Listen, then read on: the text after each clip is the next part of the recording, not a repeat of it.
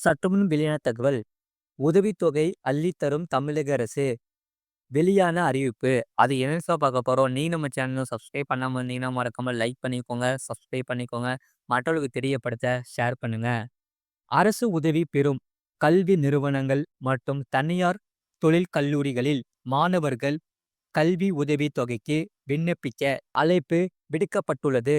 அரசு அரசு உதவி பெறும் கல்வி நிறுவனங்கள் மற்றும் தனியார் தொழில் கல்லூரிகளில் அரசு ஒதுக்கீட்டின் கீழ் பயிலும் புதிதாக சேரும் மாணவர்கள் விண்ணப்பிக்கலாம் எனவும், ஏற்கனவே உதவித்தொகை பெறும் மாணவர்கள் விண்ணப்பிக்க தேவையில்லை என கூறப்பட்டுள்ளது.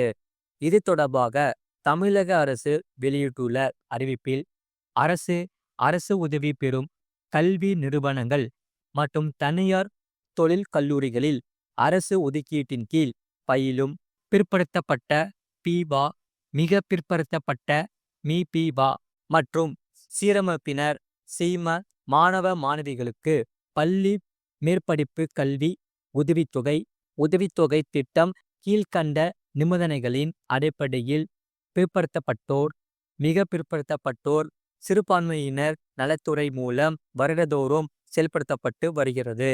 அரசு மற்றும் அரசு உதவி பெறும் கலை மற்றும் அறிவியல் கல்லூரிகளில் 3 ஆண்டு இளங்கலை பட்டப்படிப்பு பயிலும் பிவா, மிபிவா, சீமா மாணவ மாணவிகளுக்கு எவ்வித வருமான வரம்பு நிபந்தனையினுமின்றி கல்வி உதவித்தொகை வழங்கப்படுகிறது.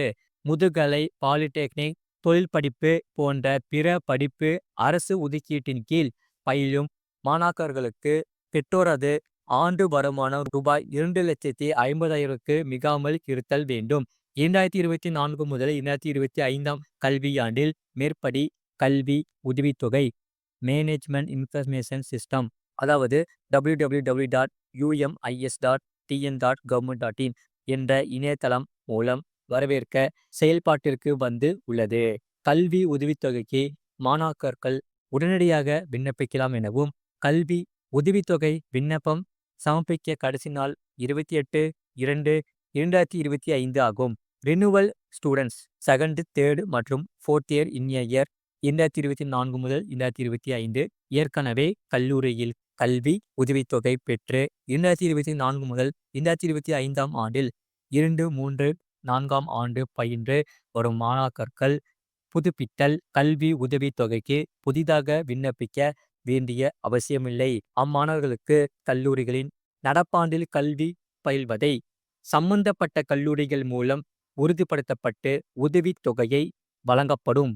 நடப்பு கல்வியாண்டில் 2024 முதல் 2025 புதிதாக கல்வி உதவித்தொகை பெற கல்லூரியில் 1ஆம் ஆண்டு சேர்க்கை பெற்ற சென்ற வருடத்தில் கல்வி உதவித்தொகைக்கு விண்ணப்பிக்க தவறிய புதிய மாணாக்கர்கள் தற்போது தாங்கள் பயிலும் கல்லூரியில் கல்வி உதவித்தொகைக்கென உள்ள ஒருங்கிணைப்பு அலுவலரை அணுகி umis.tn.government.in என்ற இணையதளத்தில் மூலம் கல்வி உதவித்தொகைக்கு விண்ணப்பிக்கலாம். முதல் தலைமுறை பட்டதாரி எனில் அதற்கான சான்றிதழை சமர்ப்பிக்க வேண்டும்.